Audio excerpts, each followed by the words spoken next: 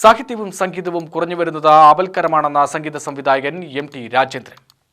Devarajan master, Vayalar, P. Bhaskaran തുടങ്ങിയ പ്രതിഭാ മഹാന്മാരെ തിരിച്ചറിയാത്തവരായി ഇന്നത്തെ തലമുറ മാറുന്നുണ്ടെന്നും എം.ടി. രാജേന്ദ്രൻ പ്രസ് ക്ലബിൽ സംഘടിപ്പിച്ച പ്രസ് മീറ്റിൽ പറഞ്ഞു. നല്ല വരികളും നല്ല സംഗീതവും സിനിമാ നിർമ്മാതാക്കളും സംവിധായകരും ആവശ്യപ്പെടുന്നില്ലെന്നത് ഖേദകരമാണ്. ആസ്വാദക തലത്തെ തന്നെ മാറ്റിമറിക്കുന്ന വികല ഗാനശകകൾ വളർന്നുവരുന്നത് ആശ്വാസമല്ല. നല്ല സംഗീതത്തിന് ആസ്വാദക രീതിയിൽ മാറ്റം വരണം. KPACയെ പോലെ കലാകാരന്മാരെ വാർത്തെടുക്കുന്ന സംവിധാനങ്ങൾ അനിവാര്യമാണെന്നും രാജേന്ദ്രൻ പറഞ്ഞു.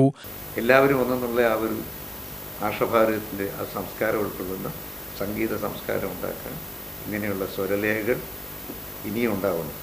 അത് ശ്രുതിലേയമായിരിക്കണം. അതിനാണ് ഈ ശ്രുതികളൊക്കെ വന്നിരിക്കുന്നത്.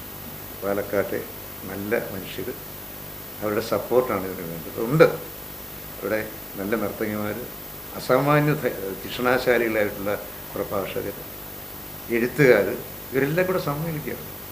ഇവരുടെയൊക്കെ ഒരു എന്താ പറയുക, നെടുന്നോടാൻ നിന്നുകൊണ്ട് ഒരു കാറ്റലിറ്റിക് ഏജൻറ്റ് പോലെയോ എന്തോന്ന് പറയാൻ പറ്റില്ല, ഇതിൻ്റെയൊക്കെ പിന്നാലെ ഓടി നടക്കുന്ന ഒരു അജയൻ. അജയൻ വെച്ചാൽ അജയൻ ഒറ്റ വാക്കിലെല്ലാം ഒതുങ്ങുന്നുണ്ട്. നമ്മുടെ ഈ സംരംഭത്തിൻ്റെ മുഴുവൻ ആ ഒരു വിജയം അദ്ദേഹത്തിൻ്റെ ആത്മാർത്ഥ പരിശ്രമത്തിലുണ്ട്. സിനിമകൾ ഏറെയുണ്ടാവുന്നുണ്ടെങ്കിലും മിക്കവയും സംഗീതം ആവശ്യപ്പെടുന്നില്ലെന്ന് ഗായകൻ സുദീപ് കുമാർ പറഞ്ഞു. ഭാഷാശുദ്ധിയും ഉച്ചാരണശുദ്ധിയും കൈമോശം വന്നതും സംഗീതത്തെ ബാധിച്ചിട്ടുണ്ട്. ഗാനരചയിതാക്കളും കാലത്തിനനുസരിച്ച് മാറുകയാണ്. നിലവിലെ സംഗീതത്തിന് എത്രത്തോളം നിലനിൽപ്പുണ്ടെന്ന കാലം തീരുമാനിക്കുമെന്ന് സുദീപ് കുമാർ പറഞ്ഞു.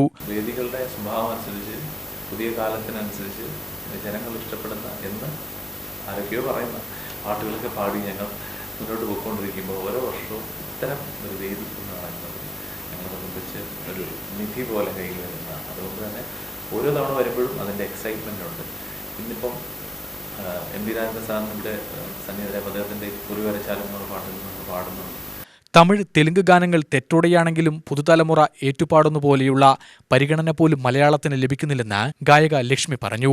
പഴയ ഗാനശാഖയെ നെഞ്ചിലേറ്റുന്നവർ ഇന്നുമുണ്ടെന്നതാണ് ആശ്വാസകരം. മലയാള ഗാനത്തിന്റെ നിലനിൽപ്പിന് സ്വരലയ പോലുള്ള സംഘടനകൾ നടത്തുന്ന സംഗീതനിശ ആവശ്യമാണെന്നും രാജലക്ഷ്മി പറഞ്ഞു.